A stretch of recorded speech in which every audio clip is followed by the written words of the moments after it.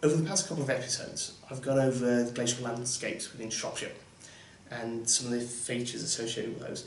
So what I want to do for this episode is talk about ice ages in a more general sense and the impact upon the British Isles and Shropshire then and now. First of all, I want to go over the phrase ice age. Now, it might surprise you to know that the phrase ice age itself doesn't really have a lot of meaning within science.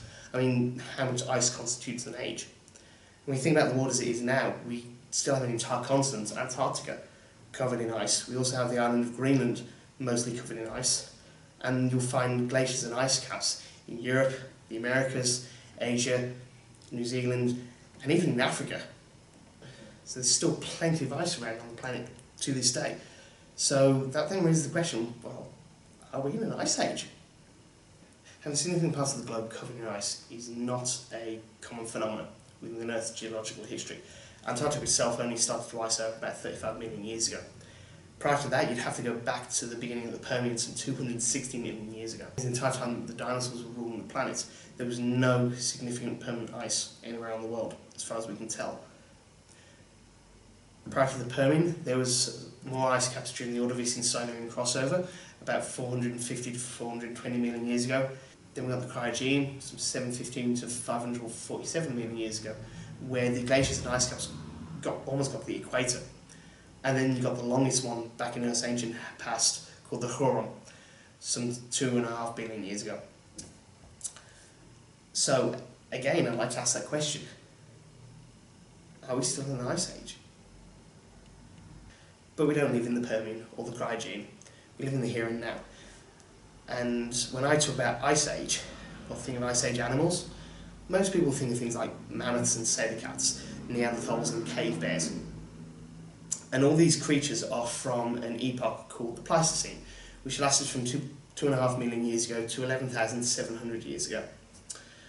And then when it gave way to the Holocene, which is our modern epoch, there's been a series of cooling and warming events within the British Isles over the past 1 million years. And within that period, there are 4 well-documented episodes of glaciation. Now, the first one of these is called the Pleistocene, which lasted up until 866,000 years ago. Now, the Pleistocene we have very little evidence for, as a lot of the sedimentary evidence was eroded by later glaciations. But one of the few traces we do have are the evidence of Welsh erratics, which are these obscure boulders being found in the Thames estuary. And then these were gathered up by the ice and pushed southwards there. Next there's Britain's most extensive glaciation, the Acheulean, which lasted from 478 to 424,000 years ago. And the ice from this event got as far south as the M4. And in fact, the M4, by sheer coincidence, follows quite nicely what would have been the ice front during the Acheulean glaciation event. Next was the Wolstonian event, which lasted from 352,000 to 130,000 years ago.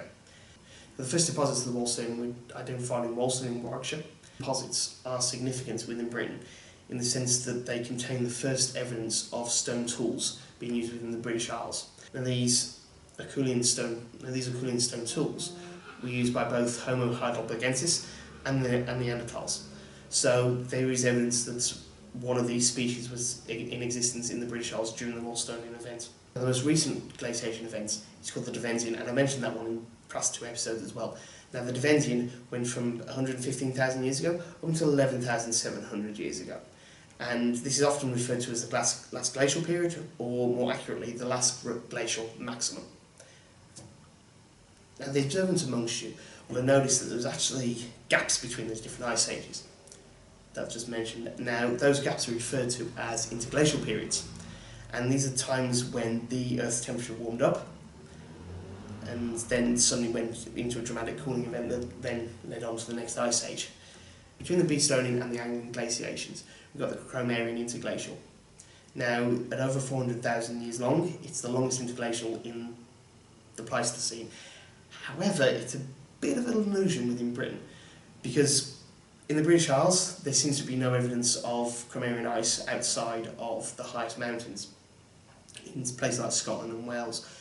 However, in Europe and North America, there is evidence of 3 shorter glacial periods during this time. So, although Britain would have been relatively ice-free, can't say the same about the rest of the world. Next came the Hoxenian interglacial between the Anglian and the Wolstonian. And the Hoxenian was named after Houghton in Suffolk, where the sediments were first identified, and those sediments actually contained stone hand axes as well. So again, we've got evidence of human or proto-human occupation within the British Isles during this time period. Then we got the Ipswichian interglacial between the Wolstonian and the Devensian event. And during the Ipswichian, the Earth was actually slightly warmer than it is today, and there is evidence of hippos, yes that's right, hippopotamus, within the British Isles, and that includes the River Severn. Now, it would appear that the hippopotamus made its way from Africa across the Mediterranean, and then through the rivers of Europe, up the Rhine Valley, and then into the British Isles from there. And after the Devensian, as I said before, we are in the current epoch called the Holocene. Though maybe the Anthropocene, that one's still up for debate. Okay, with this theme of glacial and interglacial events, that then raises the question of, are we in an ice age? Well, kinda. Certainly within Britain, we have no permanent ice caps. But tell that to the other parts of the world. I mean, look at Vatnajökull in Iceland. Okay, it's one of the largest ice caps outside of the Arctic. And there are glaciers there. You know, this is a significant part of the island that is covered over with ice. Officially, we're in an interglacial episode. Now, that doesn't mean that the entire planet is ice-free. What it does mean is the climate is more habitable to us. So how do we know that glaciers have reached that far?